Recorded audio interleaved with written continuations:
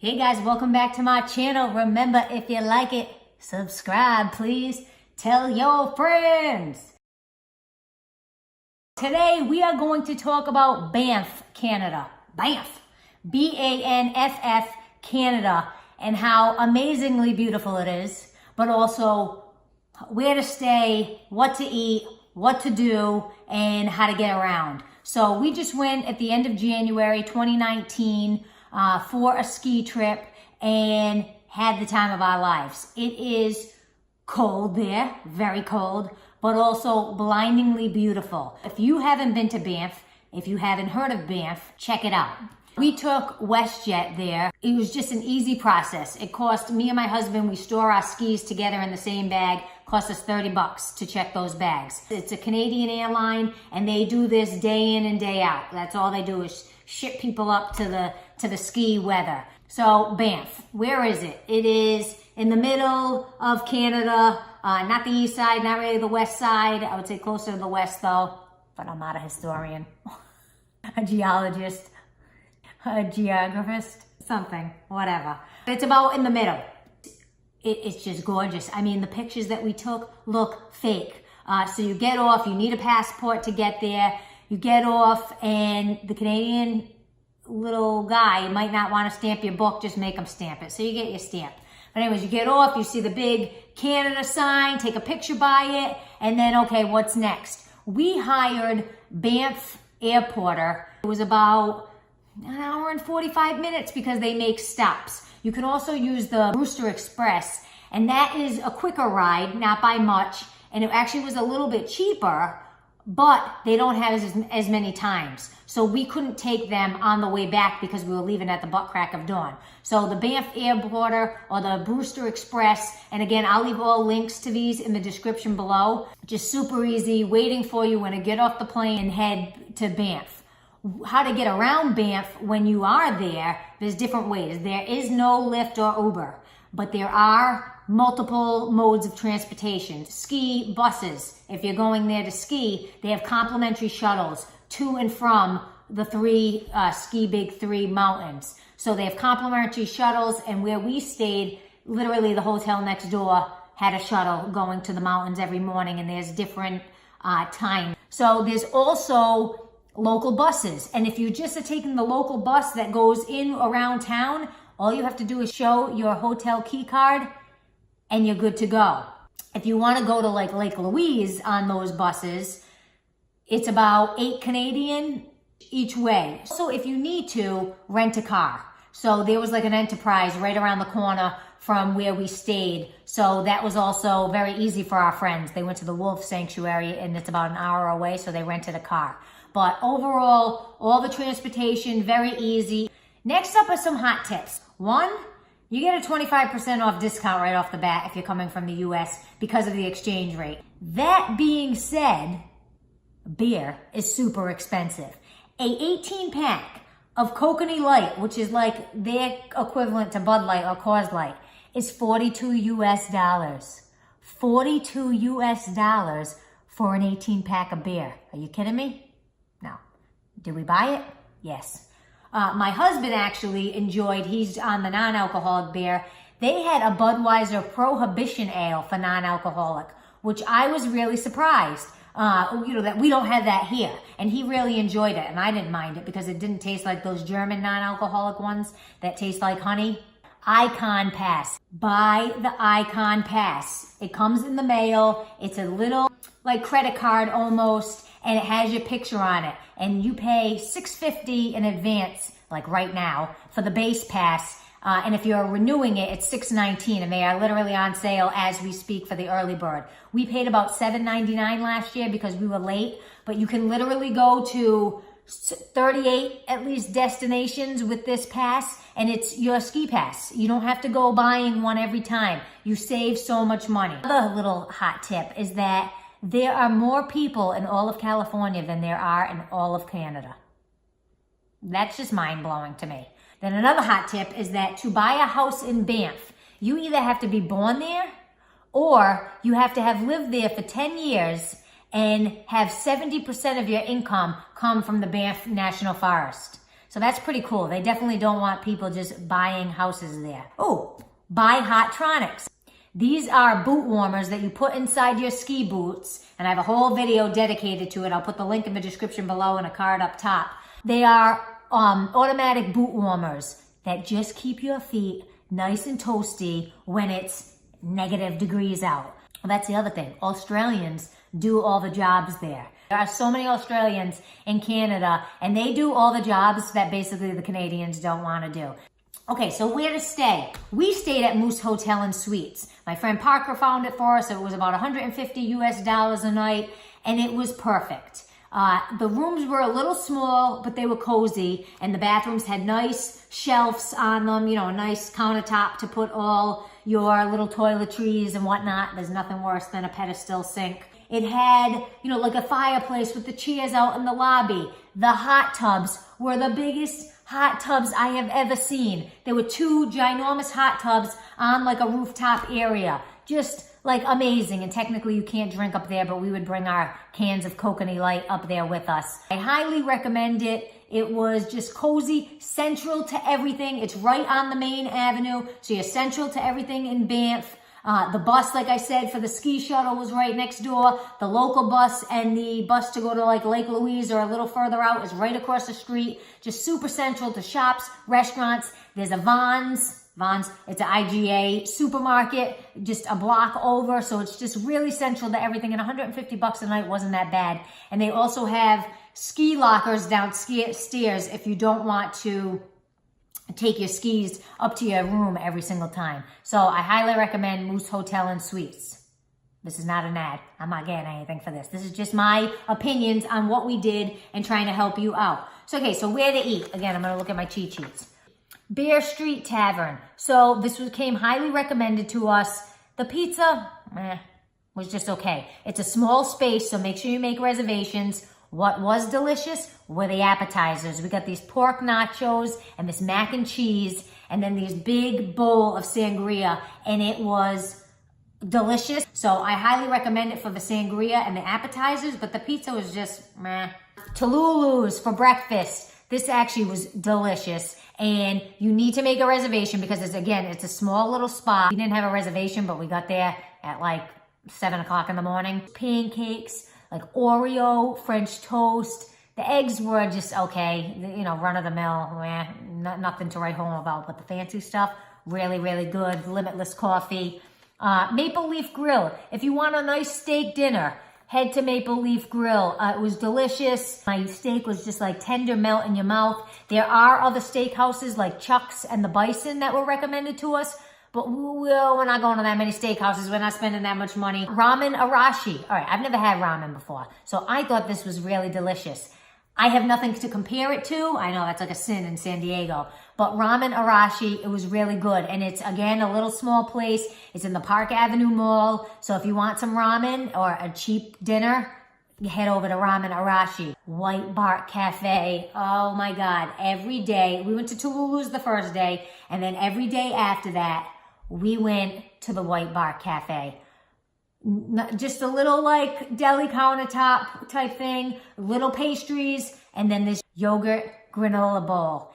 It had their like yogurt from Canada, like cultured from Canada, had their homemade granola with this like berry compote. Oh my God, it was to die for. Keep in mind, I eat my yogurt parfait every morning. I'll put a link to that in the description below. So I do love my yogurt bowls in the morning, but this granola was just, I never eat granola because it's very high calorie and it doesn't really have any protein or any benefits except high sugar. But I was on vacation and this was fantastic. So White Bark Cafe, go get a latte and a granola bowl and you can thank me later. What else? Squish sandwiches. These sandwiches were good. We got them before we went on the Johnston Canyon walk and took them on the bus with us. So really easy. You can get it to go. For like $15.99 Canadian, you get a sandwich, a pickle, and a side. So not bad. Beaver tails. These are like, if you're from the East Coast, these are like a doughboy. And they have Nutella and banana and Reese's Pieces on them. And you can pick a bunch of different things. But beaver tails, we would get them like every night. And I have to say, we looked at the calories and they weren't as bad as I thought they were going to be for you. So, score. What else? The Balkan Greek restaurant. We went to this Greek restaurant, the donor wrap, and then the cheese board with hummuses and stuff. Really, really good. Not the cheapest place. And every Tuesday and Friday night, they have belly dancing and plate smashing and live music every Tuesday and Friday night. And then what to do? If you want to have a cold beverage, cheap cold beverage, go to the Pump and Tap. Locals, they say, call it the Hump and Slap. But whatever. It's a British pub. It is $10 pitchers, which is really cheap there. And they have big TVs in there. So they had like the Extreme Games or X Games on when we were there. So Pump and Tap or the Hump and Slap if you're a local. Wild Bill's Saloon. It's a saloon, live music. They had a band playing. Really, really awesome. Big place. Beer, wine list, food. We didn't eat food there, but that's also something to do. Wild Bill's. Johnston Canyon Ice Walk. We went through Discover Banff tours, and the guide was a little chatty. However, he gave us a lot of good information that everybody loved. So we had a lot of fun on that Johnston Canyon walk. They serve you these maple cookies, but when you're doing a walk in the cold, and then they give you hot chocolate and maple cookies, they tasted pretty darn good. The hot chocolate hit the spot.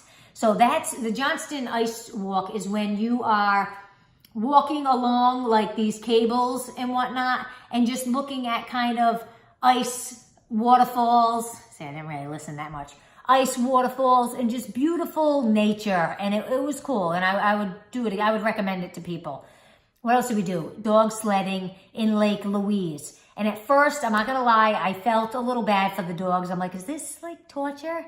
But then you see how much these dogs love and want to ride. I mean, they were literally barking their heads off, wanting to go on this little race ride. And we did a half hour, and it was about $100. I think we paid a little more because we had one extra person. So we had to pay like a surcharge because they were solo. But say for about $7,500. And it was just cool. I thought, because I'm not the smartest, I guess, I thought we were going to be like on the back of a sled with the dogs and like racing them. Well, no. The lady behind me was doing that, but you're in like this cocoon, this little like cocoon wrap. My husband and I were in one, and they take you around. I would bring ski goggles because it snowed actually really bad when we were there, and it kept blowing into our faces, which wasn't the most pleasant thing. If we had goggles, we could have avoided that and avoided mascara running all down my face. But really cool experience. And that's in Lake Louise. So you can take that bus for 16 Canadian round trip to Lake Louise. And there's also the Ice Festival, and that happens, we got there on the last day. But it's like all these big ice sculptures, and they have awards and whatnot. And then there's also a little ice bar that you can get a spiked hot cocoa or just regular hot cocoa or a drink. So we did that as well. So Lake Louise, you go visit the hotel. If the ice festival's going on, take a little nature walk. If it's not winter, you can see the lake in all its glory, which we didn't get to see. But Lake Louise, there's not that much to do. But there is also skiing. So that's really why we went. We have this Icon Pass, and we skied the big three. So Lake Louise is a nice big mountain, nice terrain, if you will. I'm not a skiing professional, but we had a lot of fun in Lake Louise, and it was our first day skiing there. There's also Sunshine Village. This was my favorite. Sunshine was my favorite. I just liked the hills more. I loved the lodge and whatnot. And that's a good fun fact, is that all of these lodges at the Ski Big Three have free luggage racks. Not like here in California where you got to pay an arm and a leg, and you can only open the locker once and you got to pay again. There, you can just leave your stuff, and it's Canada, so everybody trusts everyone. So Sunshine had this other side of the mountain that had all like little like jumps. It reminded me of Loon Mountain back home. And it was just fun. It was a lot of fun because you weren't like going off these ramps. It was just a lot of fun. So Sunshine Village was definitely my favorite. And they have a heated and covered chairlift. One of the chairlifts. We don't understand why all of these aren't. So you're literally covered in this chairlift with a heated seat. Now, come on. Why can't everybody do that? They also only check your Icon Pass or your Ski Pass down at the bottom of the mountain, and then you take the chairlift up. So what's nice about that is you don't have to constantly be taking out your pass. And lastly of the ski big three is Mount Norquay. And Mount Norquay is the like lowliest of the three mountains. It's not fancy whatsoever, but it was kind of fun because they did have a trick park. And I decided I was going to fly off one of the ramps. People were doing like backflips off these ramps. I decided I was going to fly off one of the ramps, and I went off it, and then I crumpled and fell all the way down the hill. But it was fun. I needed to do it. They were all little tricks, and I was like, you know what, I'm going to be mad at myself if I leave here without doing it. So it was literally the last run of the last day. I went flying off this ramp, and I thought I'd be hurt the next day, but I wasn't. But what also is cool about Mount Norquay, or maybe not cool, but they have a lot more, I would say, advanced ski slopes. So what they say is a blue is like a black. And what they say is a black is like a double black. Someone on the bus told us this fun fact after we were telling them how we got stuck up at the top of the mountain and we couldn't get down. There was nowhere to go. We were going and we were going to go off to the side. It was all blues and blacks. That was the only option. I asked my husband, are you sure you want to do this? Because he already opted out of a blue that I went down. And he said, yeah, sure, let's do it. So we were going to stay along the edge of the mountain, right, where these blues are supposed to be. We get over there. I'm yelling, go back, we can't, go back. And he keeps coming. So I'm like, all right, maybe there's one more. Because I'm looking down this steep slope of all moguls. And I'm like, he can't do this. I don't want to do this. So there's like one more. So we go down. We're like on the edge of glory over here. We go down. Oh yeah, there's another mountain. And it's worse than the one we just saw. And there's like trees. It wasn't groomed at all. There's avalanche signs. There's black diamonds everywhere. So we have to come back and we have to go down the one with the moguls. Oh my God. It was hysterical. I'll show you a clip now, but it was hysterical. First of all, I'm trying to get to like a nice spot to like ramp off of to get down these moguls. And I end up like hanging on the side of the mountain. I can't move. I'm like toe picking in. I'm laughing, but also I'm like, please don't let my skis fly out of here. My husband hasn't started yet. And I go down and I'm doing actually pretty good. I'm impressed with myself. What was nice about it was really steep and with all the moguls, but it was in like a bowl. So you didn't run the risk of flying off the side of the mountain, okay? Like at the end of the day, we could have walked down or went down on our butts because there wasn't a soul in sight. And my husband starts going down and he's not the best skier. And he is literally like, and falling, and falling. And I am laughing hysterically. I can't on YouTube. Skiing right here. I can't.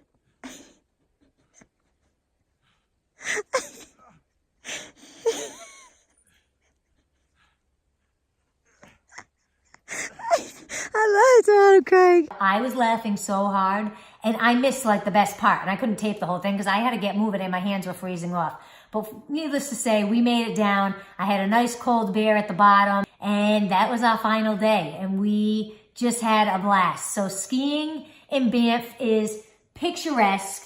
I had all my little ski dances going on, just picturesque, steep hills, and just so much fun, so much fun. So if you haven't skied in Banff, get this Icon Pass and have a blast. That night we went to High Rollers, which is a bowling alley, and surprisingly enough, the pizza there was better than the Bear Street Tavern. It was about $11 a person for an hour. They have specials every night of the week, and they have like craft beer galore. They have, I forget how many taps they had, like 100 taps. So that was pretty awesome. The Banff Hot Springs, don't do it. Don't do it. It's not natural at all. It is a pool complete with a lifeguard. It is a hot tub, but it has a lifeguard and people, like, whoa, you had to pay $7 to get in? Like, what do I want to do that for? Especially when the Moose Hotel and Suites had 2 ginormous hot tubs that I could have my coconut light next to. And then Vermilion Lakes. My friends went to Vermilion Lakes I think it was just like a beautiful nature. I think it's also where you can see the aurora borealis of the northern lights. If it's the time, it wasn't the time for us. They also went to the wolf sanctuary, which I did not do. That's where you get up close and personal with the wolves. And you can do all this through Discover Banff Tours, but it's about an hour away. So they did rent a car to go see the wolf sanctuary. And then you could also go see the Banff Fairmont Hotel. It's supposed to be one of the oldest hotels, luxurious, just beautiful to see. But all in all, Banff, Canada really blew my socks off. I mean, the beauty is just, it's just unreal. It's unlike any other. And you got to take a picture next to the Banff sign. Just overall, a really great trip. Banff, Canada, if you haven't been, go. I hope you like this review, what to see, what to do, what to eat, where to stay, how to get around. Because if you like my channel, give me a thumbs up, please. And subscribe. Tell your friends. Banff, Canada, we out.